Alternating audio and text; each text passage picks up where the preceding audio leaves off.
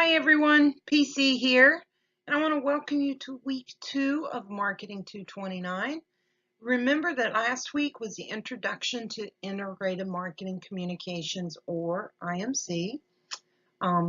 We looked at the communication process, what an IMC program is, and trends that affect marketing communications. And this week, we're going to look at brands and some of the early steps required before starting a development of an IMC program. In this presentation, I'm going to recap segmentation that you've probably covered in multiple courses. To begin with, we're going to look at brand management, and Chapter 2 covers this concept and corporate image. Both are important in the long-term success of a company. Because of global competition, firms must develop a stronger brand and corporate image. While product quality is important in this process, communication plays a critical role in brand development.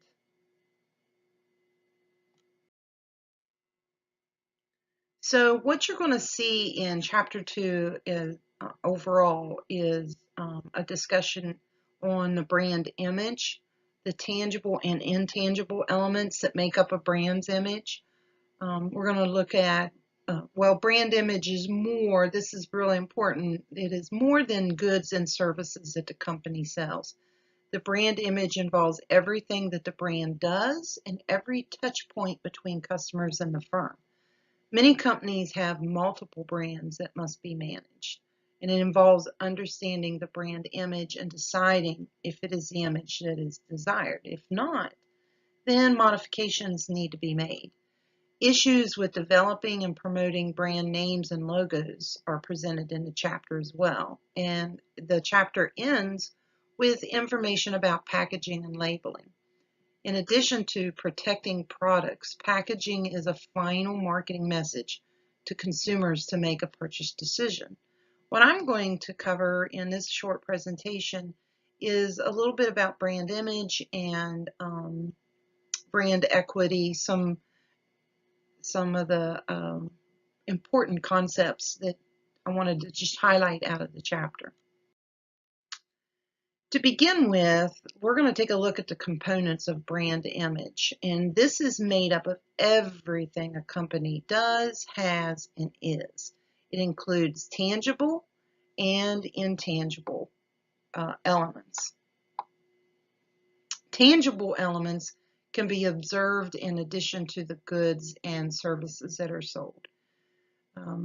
They include retail outlets where the products are sold and the factories where the products are made. Advertising, promotions, and other forms of communications all reflect the image of the brand. Certainly, the brand name and logo convey a specific message. Packaging protects products, and labels provide information about the product inside. The last tangible element are the employees. What they say about a company influences customers. So on the intangible side are policies of the company in dealing with employees and other publics. Ideas and beliefs espoused by corporate personnel become part of that image. Even the culture and location of the company are important. Lastly, media reports can enhance or harm a company's image depending on what is communicated. This chart identifies the top 10 corporate global brands and the brand value for each.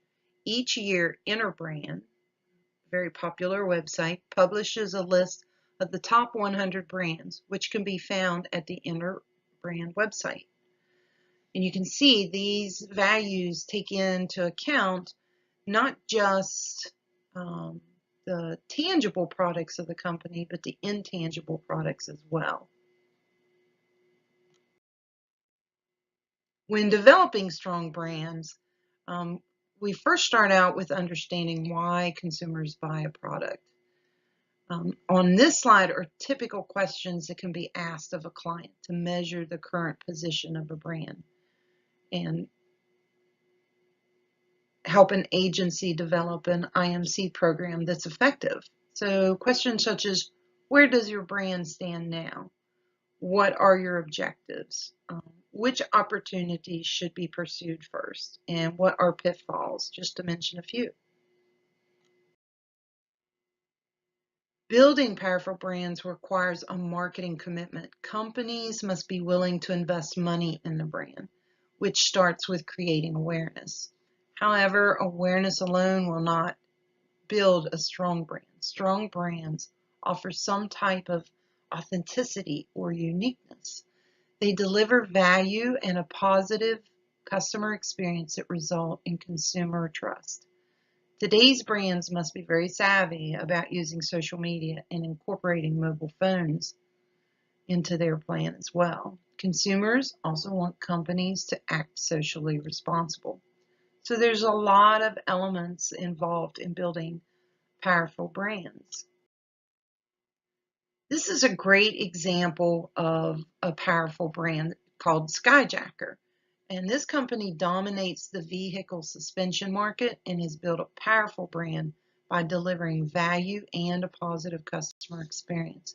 You can check them out by visiting their website at skyjacker.com.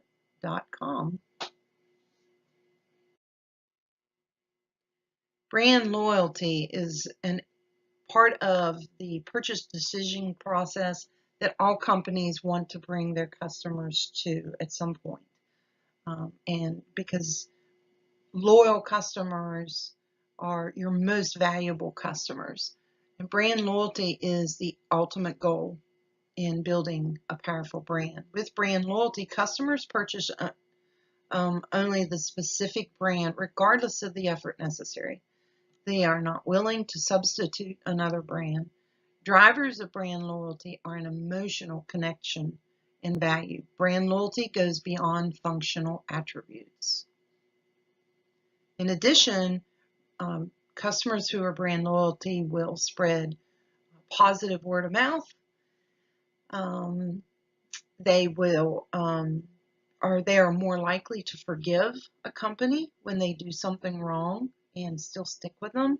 So loyalty is very, very important today. Um, then we have what we call brand parity and brand equity. Brand parity is when customers see very few differences among brands. There's just not enough differentiation for them to really set them apart. Brand equity is a set of characteristics that make a brand unique. Brand equity helps fight at parity situations because the brand is perceived as being much better. So that's all I wanted to cover in chapter 2. Now I wanted to cover just a few things in chapter 4 in regards to segmentation. And as you know, the planning process involves a number of steps and decisions. The planning begins with research, decisions about target markets, market segmentation, and positioning. Once these factors are investigated and decisions made, then your communication objectives can be created. Then you look at appropriating a budget, and then the last part of the planning process is to think about the IMC components and how they'll work together to create synergy.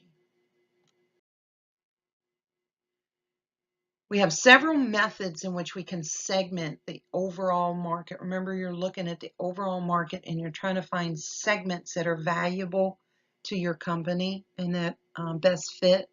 Consumer markets can be segmented or divided along a number of dimensions. The most common is demographic because it is so easy. Everybody can be characterized by a demographic. Other methods include psychographics, generations, geographic, geodemographics, benefits, and usage. And let's take a peek at a few of these. Gender segmentation.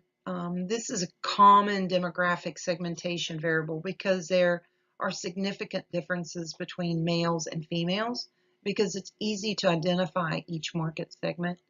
Men and women purchase different products. They also use the same products, but just in different ways. The way marketers communicate to genders can vary. So for instance, Females now control about $12 trillion in spending, or 66%. They're involved in product purchases that in the past were dominated by males. For example, 90% of women are involved in purchasing high-priced electronics, 90% deal with financial advisors, 80% buy and sell stocks, and 70% are their household's primary accountant.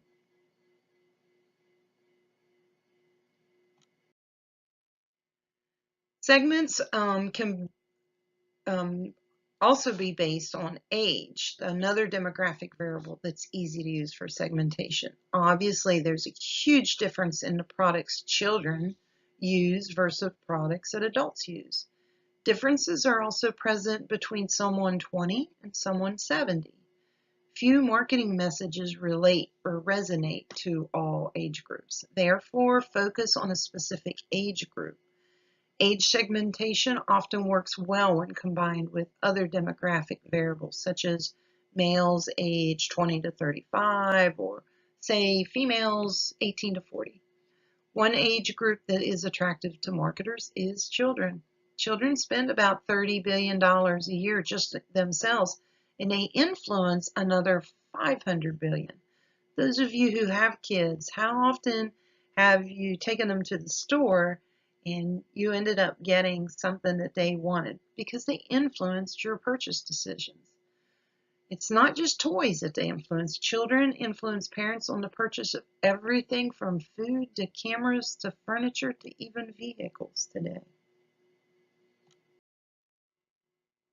Another demographic segmentation variable includes education and income. Each can be used alone or combined with other demographic variables to create smaller, more homogeneous segments. This ad for Thomasville Furniture is directed to a segment called the Exhausted Affluent. The exhausted affluent bridge the gap between the haves and the have-nots. They desire style and quality, but not something overly fancy. Ethnicity is another important demographic variable, since minorities control $2.5 trillion in buying power. For many, ethnicity is a significant part of their identity. It is important to create advertising that understands each ethnic group. Translations of white ads is not sufficient. In recent years, advertising agencies have moved to a holistic approach. Rather than creating separate campaigns, they are designed a single campaign that incorporates insights from various ethnic groups.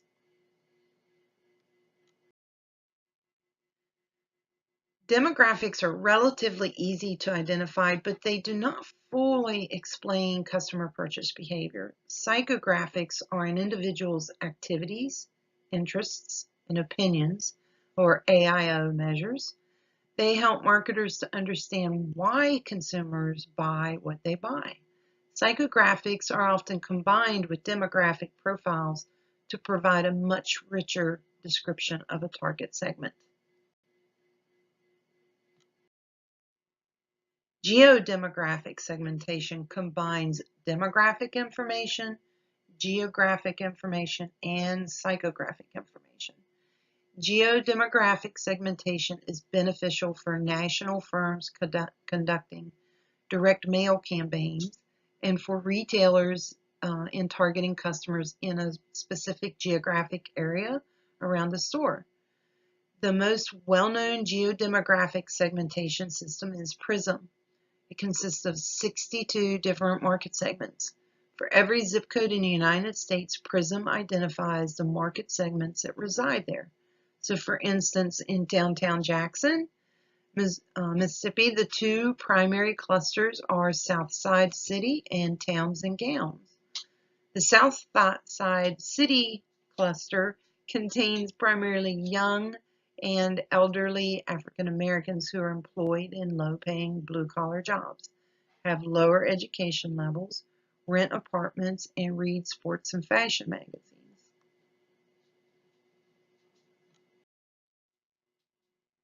Benefit segmentation focuses on the advantages consumers receive from a product rather than the characteristics of the customer. An excellent example of benefit segmentation is the fitness industry. People exercise for different reasons. The three most common benefit segments are winners, dieters, and self-improvers. The winners exercise because they like to exercise. It's a way of life for them. The dieters join a fitness club to lose weight or maintain their weight. Self-improvers are there primarily because a physician told them to be there. They have experienced in a medical problem and realize that they must exercise to regain body functions or maintain their health. When you look at advertisements for a lot of fitness centers, you'll notice that they'll have different messages. So they're focusing on these different segments. Usage segmentation focuses on how customers use a product or on their purchase history. Marketers can create clusters of heavy users, light users, or any other category of users. By dividing the market in terms of usage, companies can target a specific cluster, creating a unique marketing approach. The message to a light user of a product will certainly be different than a heavy user of a product. One of the goals of targeting light or average users is to move them up into the higher group in terms of how often they use the product. All right, so that's it for covering some of the material you'll be reading this week. And our to-do list for this week involves reading and reviewing all the module resources that are available in the module. Specifically, the textbook reading, you'll want to look at pages 54 through 72, which covers the brand management. That's chapter 2. Optional reading, and I highly recommend going through it and remembering, some of these concepts on segmentation, pages 92 through 103. You'll be completing milestone 1, which is a worksheet, and you'll answer the questions on that worksheet. Do remember that you will be using this information later on, and later on you'll write it in essay format. But for right now, you're just answering the questions. This is your analysis of your new company that you're working on. And I encourage you to get started early in the week. If you have any questions, just shoot me an email. And finally, our discussion post, you're going to be looking at the brand gap. It's actually a book, but it's been put into presentation form. It's really easy to read if you haven't looked over it yet. And so complete that discussion post. Of course, the initial post is due by Thursday, and then replies to at least 2 classmates by Sunday. But hey, why stop at 2? Let's get into that discussion post and really be active in it. So this week, go for 3 and just get more involved. It would be great. All right. So have a great week. Enjoy reading about brand management, market segmentation, and getting started on your project for this course. And again, if you have any questions or need some help, just give me a shout. Until later, bye.